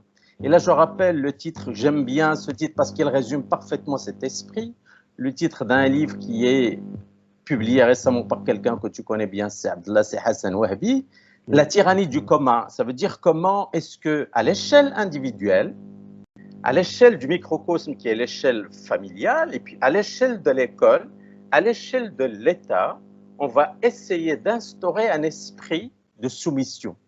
En fait, cet esprit de soumission, il n'est pas présenté comme ça. En fait, il est présenté insidieusement comme le passage d'un statut à un autre. Ça veut dire que vous, dans ce cadre, les gardiens du temple, je les appelle comme ça pour aller vite, vont vous faire comprendre que vous devriez abandonner votre caractère naturel qui est sauvage. Il est présenté comme ça. Sauvage, ça veut dire quoi? Ça veut dire inauthentique. Donc, vous devriez rejoindre une certaine authenticité. Et qu'est-ce qui va vous donner cette authenticité? Parce que l'authenticité, finalement, va vous faire accéder à un autre statut. Donc, vous devriez passer du statut du sujet vers le statut de l'élu, qui est la destination finale. Et c'est quoi le statut de l'élu? Ça veut dire le salut. Et là, on est bien sûr dans une verticalité vertigineuse, c'est le cas de le dire. Et donc, finalement, passer du sujet à l'élu doit passer par cet endoctrinement. Et l'école est parfaitement bien adaptée à ce système, puisqu'elle permet, par l'autorité, et malheureusement, et ça c'est un sentiment de frustration, malheureusement, même le personnel pédagogique s'inscrit dans sa grande majorité, et c'est ce qui fait que notre école marche très mal, s'inscrit dans ce suivisme. Ça veut dire ce que quelqu'un avait évoqué tout à l'heure, on n'a pas développé chez nos élèves un esprit critique. L'esprit critique, c'est quoi? Je vais vers celui qui me contredit. Chez nous, c'est je vais vers celui qui pense comme moi. Et le danger majeur, en réalité, pour résumer l'esprit de tout ça, c'est que on est en train d'installer une espèce de pensée unique. Ça veut dire une même façon de penser, le même projet pour la vie, la même conception de l'existence va installer cette tyrannie du commun et donc cet esprit communautaire qui, finalement, bien sûr, il se glisse encore une fois sous un habit paternaliste ou maternaliste, on peut le dire comme on veut. Ça veut dire pour votre bien, voilà le bon chemin. Et là, j'ai écrit cette expression qui me semble parfaitement résumer tout ça aussi. On est dans une espèce de labellisation culturelle. C'est-à-dire, c'est comme si on avait créé un label. Le label originel, le label parfait, celui qui convient pour tous, et toujours insidieusement par rapport aux gardiens du temple, comme par rapport aux maîtres chez soi, ça veut dire les pères de famille. Parce qu'attention, même à l'intérieur de la famille, même si c'est le père, par exemple, ou la maman, essaie d'installer cet esprit critique, en réalité, l'enfant, il baigne dans une ambiance générale. Le grand-père peut avoir plus d'influence que le père lui-même sur la façon de concevoir et de voir le monde. Et donc, finalement, on se retrouve globalement dans un appel à une dégéographisation des identités. C'est pourquoi je reviens au 7e siècle, je reviens à un esprit, à une communauté. Donc, cette dégéographisation va installer une espèce de monochromisation. c'est ce que j'ai appelé, pour aller vite, cette pensée unique. Et donc, finalement, on va se retrouver ensemble, et c'est ça le danger, à chercher à aller dans la même direction, à penser de la même façon. Et c'est ce qui crée ce deuil dont j'avais parlé, hein, ce deuil de l'élévation, pour lequel on avait besoin, en fait, et là j'avais employé ce mot, je l'ai mis en rapport avec ça, de la créativité. Finalement, pourquoi on a peur des livres? Pourquoi on a peur du cinéma? Pourquoi on a peur de la culture? Parce qu'ils sont le véhicule justement d'une rupture. Et cette rupture, elle passe par quoi? Par la créativité. Il se trouve que la créativité, elle est considérée comme une rupture dangereuse. Pourquoi? Parce qu'elle apporte tout simplement la division. Et naturellement, la division, c'est un danger majeur pour l'union sacrée. Et je résume un peu par ce mot de cette union sacrée qu'on cherche absolument à garder en bannissant tout esprit de créativité. D'ailleurs, quand on va bannir la créativité, ça veut dire qu'on est dans la négation, le déni de l'histoire, le déni de la dynamique de l'histoire, le déni de ce qu'on appelle grosso modo le progrès. Merci, c'est Abdallah. Je crois que j'avais... Merci, c'est Aziz, c'est Aziz Boulkaz pour ces éléments qui donnent envie de replonger dans l'article. Donc, tu as bien fait de ne pas donner, mais juste de donner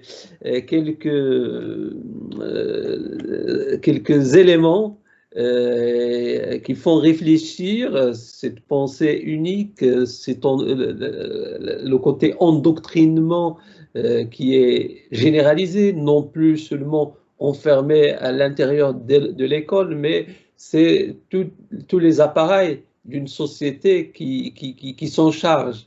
C'est-à-dire qu'on a tellement d'éléments et que c'est tellement fort que ça passe presque partout, par tous les aspects d'une société. Donc, le fait de mettre le doigt sur ça, ça mène à réfléchir et il y a beaucoup d'autres détails que j'invite ceux qui suivent, ceux qui nous écoutent à replonger dans l'article qui est également très riche dans sa bibliographie. C'est pour cela que je disais tout à l'heure qu'il y a une dimension plutôt philosophique dans cet article.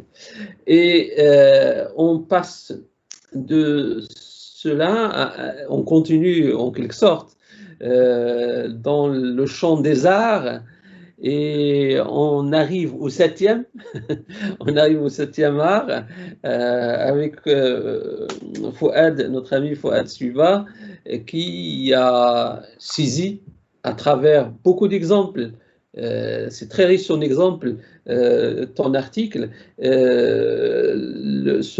rôle que joue le cinéma pour cette transmission non seulement entre les individus, mais carrément entre les civilisations. Je donne le titre de ton article, Fouad, Note sur le chassé-croisé des civilisations via le cinéma. Je précise que Fouad Suiba vient de l'Institut spécialisé de cinéma et d'audiovisuel de Rabat. Fouad Suiba, à toi la parole. Merci, Abdallah. Merci au comité de lecture. Ravi de faire partie de ce parterre, de ce beau parterre de chercheurs. Alors, en réfléchissant justement à votre proposition de la transmission, je me suis retrouvé en train justement de réfléchir à l'intervention globale du cinéma dans le champ de la communication de façon globale, de façon générale, sachant pertinemment que depuis son invention en 1895 par les Frères Lumière, le cinéma a toujours été ce moyen, ce média de masse, dès le départ. Dès le départ, l'image s'exprime sur le terrain de l'audiovisuel, donc dès le départ, on comprend aisément tout ce qui peut être projeté sur un grand écran ou un petit écran. Donc dès le départ, c'est un média de masse, donc de transmission. a une large audience. Donc, c'est un média de masse. Maintenant, est-ce que la réflexion à mener, est-ce que ce média de masse a joué son rôle de communication, de transmission de la culture dans le monde? Ou est-ce que alors ce média s'est contenté de servir certains modes de pensée, certains régimes, une certaine culture en particulier? Et bien entendu, rapidement, j'ai essayé en introduction de donner un bref aperçu dès le départ sur le travail d'un grand monsieur comme Charlie Chaplin, ce qu'il a apporté en termes de communication, de transmission, sur l'ordre social des laissés-pour-compte aux États-Unis déjà. À l'époque où le cinéma était muet, à l'époque où, après avoir créé Hollywood dans ces années 10, on a commencé déjà à préfigurer le monde dans une dimension de superproduction, dans une dimension du gigantisme, en passant par des films comme Birth of a Nation, donc Naissance d'une nation, Intolérance de David Wood Griffith, et puis en Europe on va trouver Abel Gance qui va travailler aussi sur Napoléon, on va trouver plus tard dans les années 20 les 4 grands soviétiques, Koleshov, Dovzhenko, Podovkin et Eisenstein travaillent aussi sur un autre ordre cinématographique qui est celui de la lutte des classes, du prolétariat, en inventant un nouveau langage, etc., en bannissant tout ce qui a précédé auparavant, et en créant même une école du cinéma à partir de 1919, où on va enseigner cette façon de faire du cinéma, différente de tout ce qu'on a connu jusque-là, alors que le cinéma n'avait pratiquement même pas une trentaine d'années. Donc, très, très, très vite, le cinéma a parcouru, a fait des sauts en avant, des pas de géant extraordinaires pour justement mériter son nom d'art. Mais ça a toujours coincé, ça a toujours été très difficile d'accepter le cinéma dans le panthéon des arts, la littérature, l'architecture, la musique, la danse, le théâtre, etc. Donc il a fallu vraiment attendre jusqu'aux années 60, donc l'avènement de la sémiologie, de la sémiotique, qui a justement pu trouver au cinéma cette partie aussi de signification, cette partie aussi qui va travailler sur le signifiant, le signifié, et toute la terminologie sémiologique, grâce bien sûr à Christian Metz, à Roland Barthes, il y a plein de gens qui vont, Deleuze, qui vont s'épancher sur cette réflexion et donner justement au cinéma toutes ces cartes de noblesse, donc, et devenir effectivement cet art à part entière. Maintenant, quelle est sa participation à la transmission culturelle? Moi, je suis plus parti pour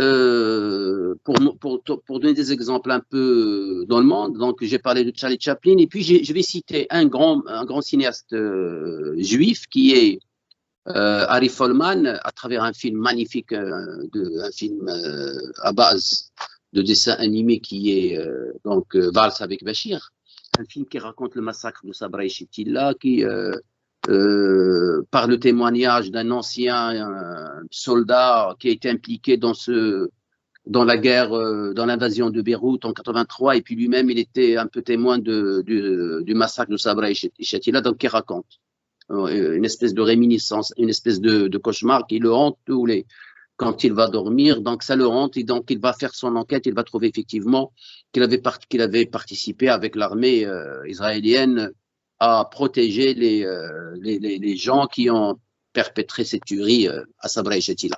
Et puis, par opposition à ce réalisateur israélien, je suis parti chercher chez le travail du Palestinien Elias Suleiman, quel regard on pourrait aussi porter sur la situation du Palestinien qui est face à cet Israélien dans sa lutte au quotidien. Comment va-t-on justement converser par l'image, et comment va-t-on essayer aussi de capter le réel au-delà de l'homme, au-delà de tout ce qu'il peut apporter en termes justement de contribution à la paix.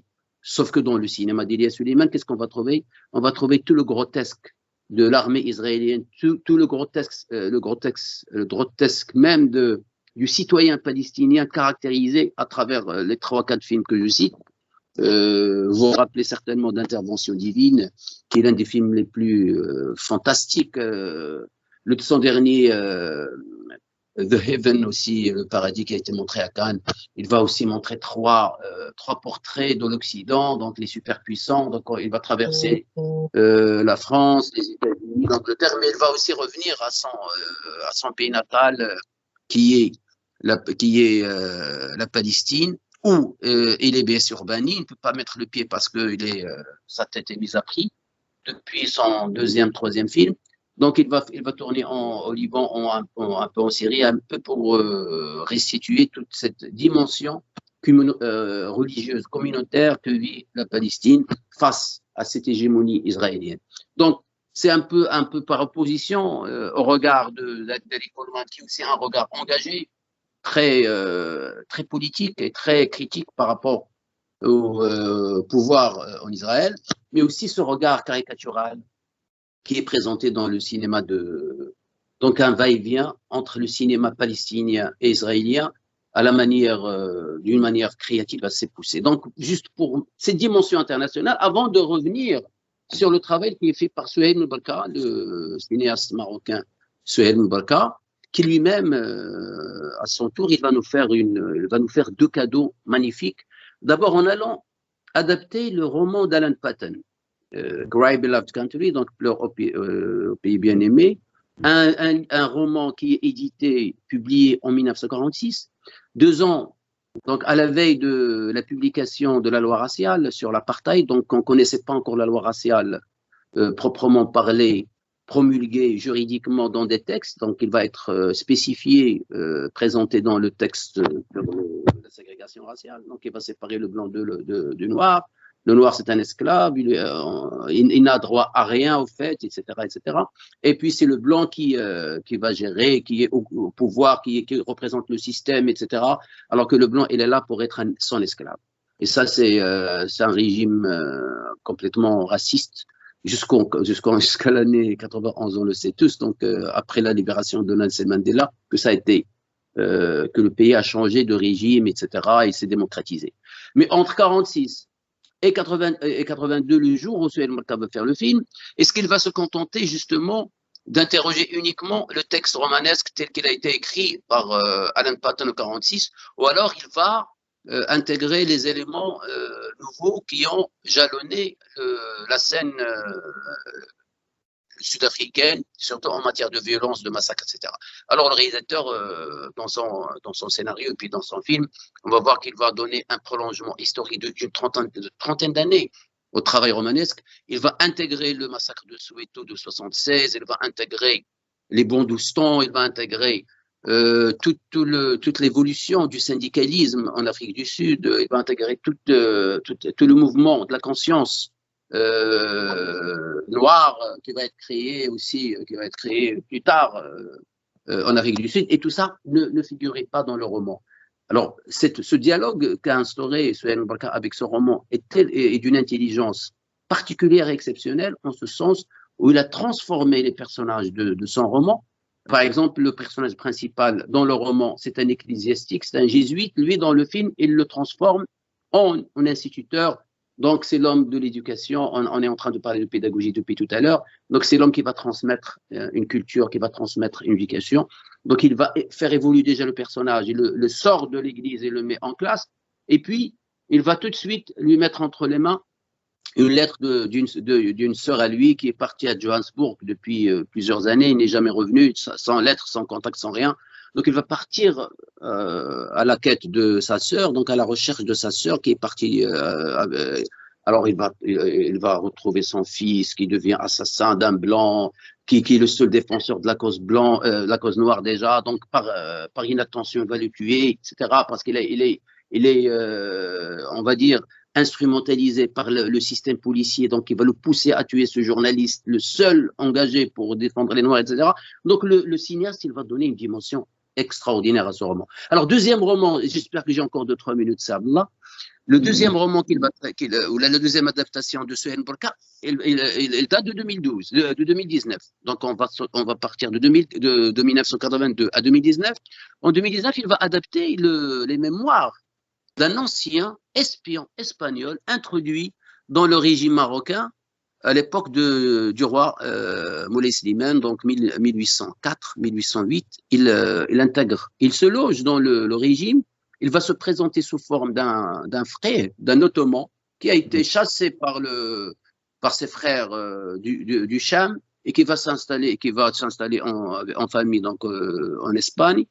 Et en grandissant, il devient shérif, alim, donc il vient au Maroc en tant que frère, alors que finalement, c'est un espion qui est logé dans le régime. Alors, quand on va lire les mémoires de Ali Bey, il n'y a aucune allusion à cette dimension d'espionnage, donc à son rôle à jouer, parce qu'il est quand même missionné par le Premier ministre espagnol, à l'insu de son roi, comme par le ministre des Affaires étrangères de Napoléon, à l'insu aussi de Napoléon. Donc, c'est toute une machination à laquelle le roi du Maroc est soumis. Et puis, au point où ce monsieur qui est logé dans le régime, il va essayer de rallier les Zaouïas qui étaient contre le roi. Il va les rallier autour de lui. Il va même rêver d'instituer un califat musulman au Maroc qu'il souhaitait lui-même gérer au détriment de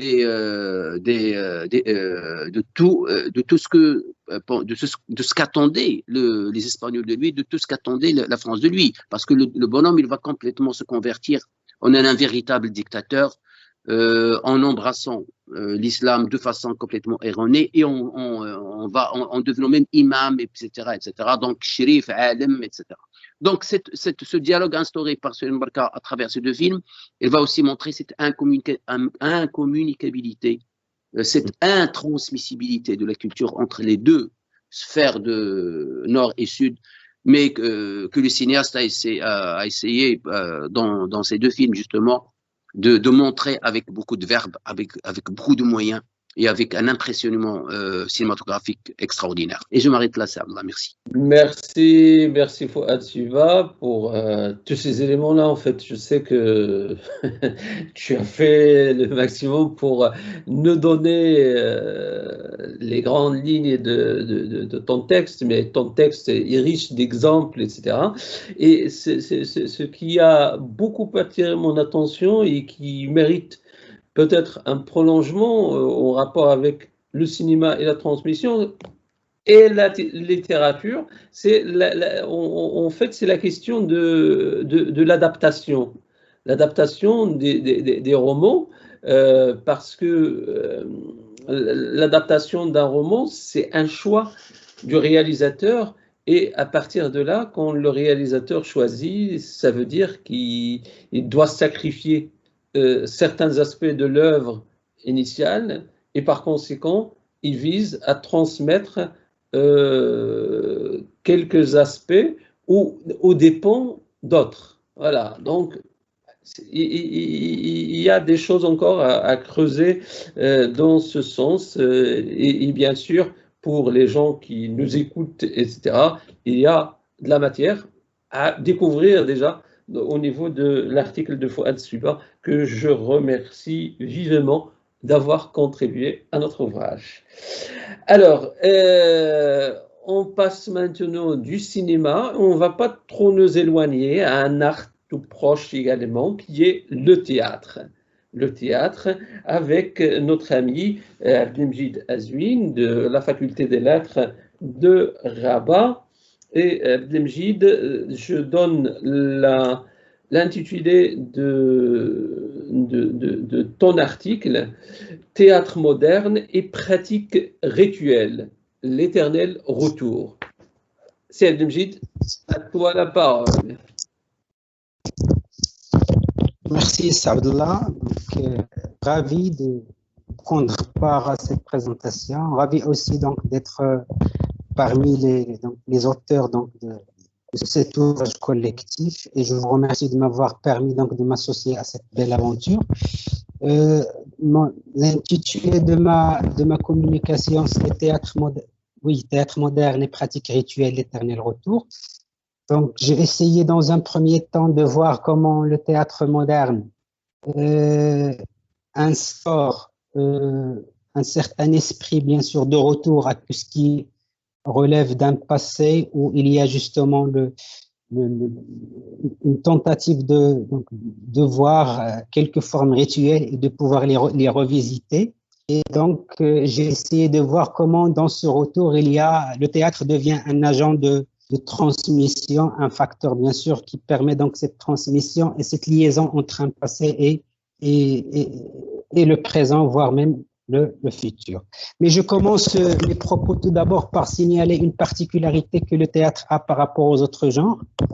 Bien sûr, il est texte et donc il permet la transmission comme n'importe quel texte littéraire, de vision de monde, de sensibilité et d'imaginaire.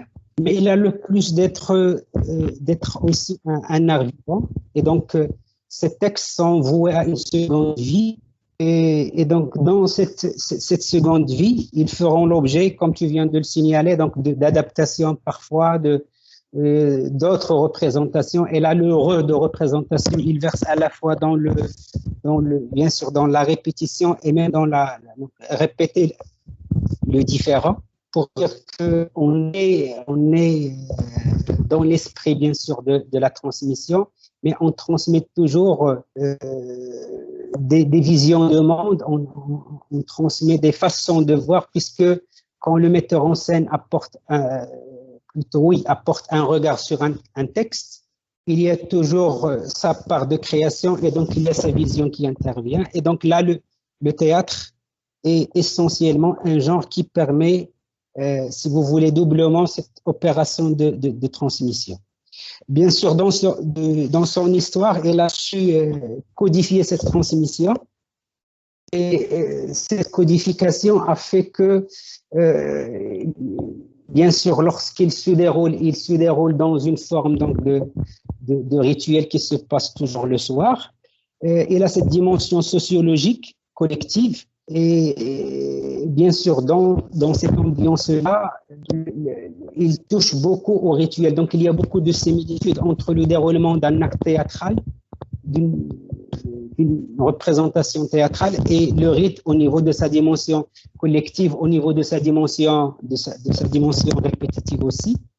J'ai aussi signalé le fait que le théâtre comme genre, il a des origines bien sûr liées au culte dionysiaque et là donc j'ai fait allusion à tout ce qui est présence de rites dans le théâtre, les orgies, les possessions, les rites d'initiation ou de passage ont constamment nourri la création théâtrale.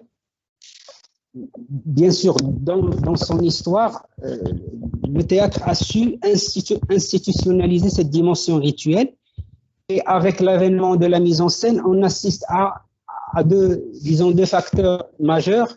Le premier, c'est la désacralisation donc de cet aspect rituel, puisque il est investi dans une dimension qui n'est pas forcément religieuse, et la laïcisation de l'acte théâtral de façon générale. Voilà, donc maintenant, je parle un peu du théâtre moderne. Donc, si vous voulez, c'est le prolongement de tout ce que les metteurs en scène et les dramaturges ont pu produire. Et dans cette continuité, il y avait un défi à relever, et ça concerne justement le fait de trouver un compromis entre les traditions qui sont par nature rétrospectives et la modernité qui est par nature prospective. Donc, il fallait trouver un juste milieu entre ces deux postures-là.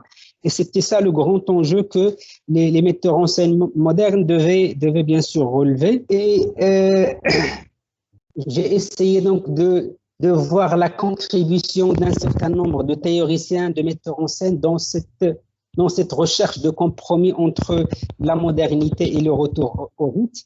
J'ai essayé donc de voir leurs textes. Par exemple, j'ai interrogé les textes d'Artaud, de Brecht, de Gordon Gregg. Donc c'est, disons, les théoriciens majeurs du XXe siècle. Et toute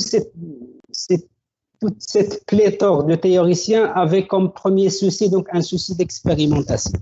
Et lorsqu'ils tentaient cette expérimentation, bien sûr, dans la recherche de théâtralité nouvelle, d'une théâtralité qui se libère un peu de l'emprise du littéraire et du texte, j'ai relevé donc, un souci énorme concernant le souci de vouloir désoccidentaliser le théâtre. Bien sûr, avec Artaud, qui a plaidé pour une hégémonie qui devrait être donnée non pas au texte mais au spectacle lui-même, et il va prononcer sa phrase très très célèbre: il est temps d'en finir avec les chefs-d'œuvre. Brecht de son côté va prôner un retour au masque, un retour au rituel, un retour au cérémonial et bien sûr à la célébration. Et dans ces retours-là, il y avait toujours un essai donc de revisiter donc d'autres formes de spectacle, puisé dans l'Afrique par exemple, dans l'Asie. Et là, donc l'exemple de Peter Brook reste incontournable puisqu'il a travaillé par exemple sur le nom japonais, sur le théâtre balinais. Artaud aussi a fait une tentative donc de revisiter le théâtre africain, et bien sûr ce sont des formes théâtrales qui restent très très ancrées dans la tradition donc des rites et du jeu ritualisé. Il y a aussi donc comme j'ai dit tout à l'heure, donc un retour au masque, puisque le masque a été dans un certain temps de l'histoire du théâtre a été banni parce qu'il était contre les théories naturalistes, puisque ça fausse ce jeu naturel, ce jeu spontané. Mais avec ces théoriciens, il y aurait bien sûr la tentative de vouloir recréer une théâtralité, donc une théâtralité qui renoue justement avec les origines du théâtre comme une forme spectaculaire et surtout rituelle. Bien sûr, dans cette tentative de redéfinir plutôt la théâtralité, il y avait aussi une autre recherche au niveau de l'espace théâtral et de l'ère du jeu. Par exemple, chez Brecht, on va voir comment il a essayé de déconstruire le quatrième mur pour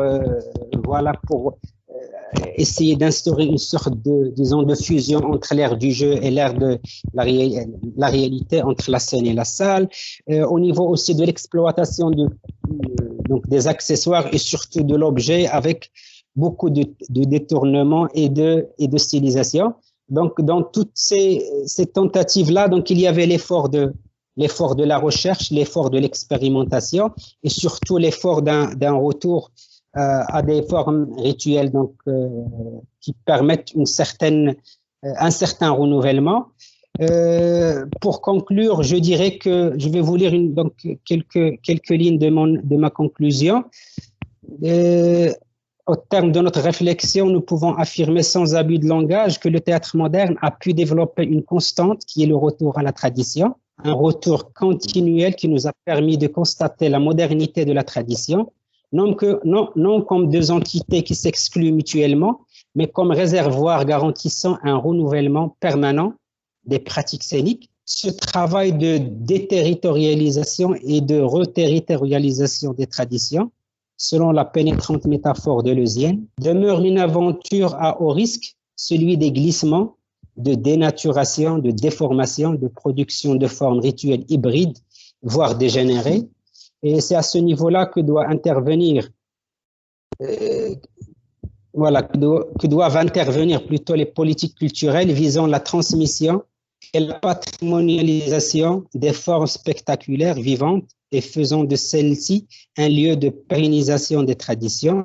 Le théâtre devient ainsi une forme d'expression par laquelle une société se voit interrogée son passé avant du présent. Il invite à cet effet la société à retrouver des savoir-faire et des rites du passé pour ensuite les transmettre.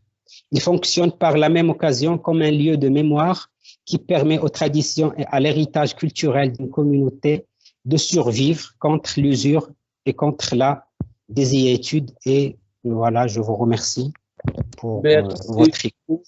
C'est Abdelmjid Azouine pour toutes ces précisions en rapport avec le spectacle, les stratégies de transmission par le spectacle, l'adaptation du théâtre. Attends,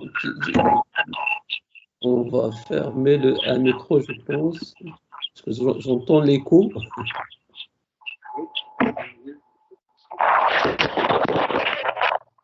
C'est bon, c'est bon, je crois. Alors, la théâtralité, la présence des rites, j'ai beaucoup apprécié dans ton travail, c'était question de rites et comment ils sont exploités justement pour rappeler quelque chose qui est déjà passé ou s'inscrire dans le passé, mais tout en transmettant autre chose qui peut servir pour l'avenir. Alors, donc, on a fait le tour de presque tous les articles. Abdelkhalq Jaïd ne peut pas être avec nous, il a un engagement à Agadir, je pense un conseil de l'université ou quelque chose comme ça. Son texte, je donne le titre de son texte, de son article, Enseignement de la littérature, transmission, émancipation, quelle relation? Et ce qui est intéressant dans le texte de Khalq Jaïd, c'est qu'il part de sa propre expérience en tant que lecteur, en tant qu'élève, voilà, pour, à partir de son expérience, tirer des conclusions en rapport avec cette question de la transmission. Nous avons conclu ce collectif par un autre art, parce que nous avons remarqué qu'il y a le cinéma, le théâtre, la littérature, etc. Il y a un aspect qui me paraissait intéressant, qui est un domaine qui ne parle pas mais qui communique, c'est le domaine de la peinture. Et donc, nous avons conclu ce collectif par, au lieu de mettre des tableaux, par un entretien avec le grand peintre marocain, Bouchta Al-Hiyani, que cet entretien, nous l'avons réalisé, Rachid Khalès et moi-même.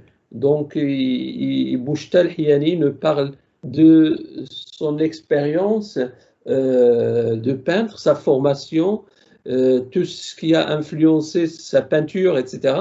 Et je raconte juste une petite anecdote, mais vous pouvez trouver pas mal d'éléments qui sont très révélateurs à travers le témoignage de Bouchta Al-Hiyani. C'est par exemple, à un moment donné, il était amené à partir pour une résidence d'artiste à Paris. Et là, parce qu'il était dans un environnement, il était chez un ami là-bas qui a beaucoup de masques africains, beaucoup d'articles venus de l'Afrique, pas uniquement le Maroc, mais surtout de l'Afrique subsaharienne. Et Bouchta Al-Hiyani nous a raconté que le fait de rester dans un endroit qui est plein de ces référents culturels a beaucoup influencé son pinceau par la suite, et à son retour de Paris, de cette résidence, la composante africaine va apparaître dans ses œuvres.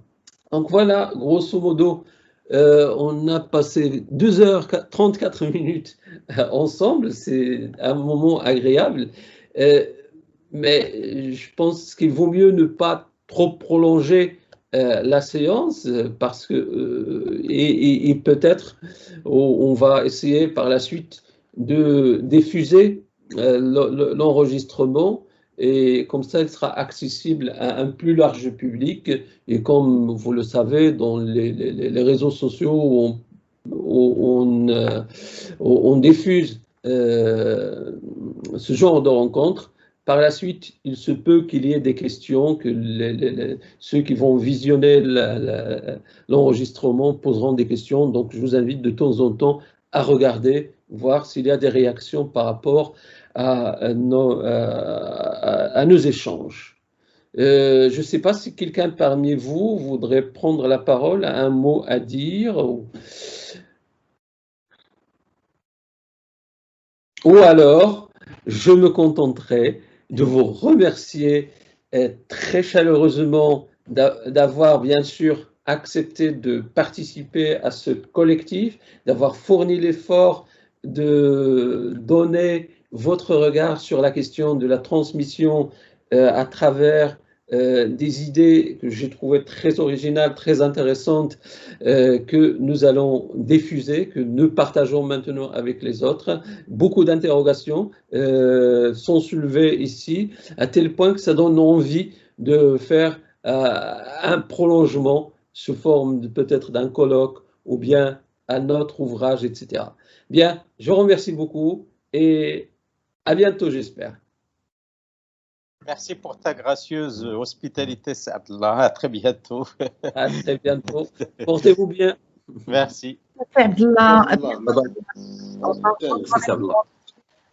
Allez, aujourd'hui, on a dépassé 20 heures, mais c'est pas grave. C'est demain le couvre-feu. C'est demain que ça commence. Donc, il n'y a pas de souci. Allez, bye bye. Allez, au revoir.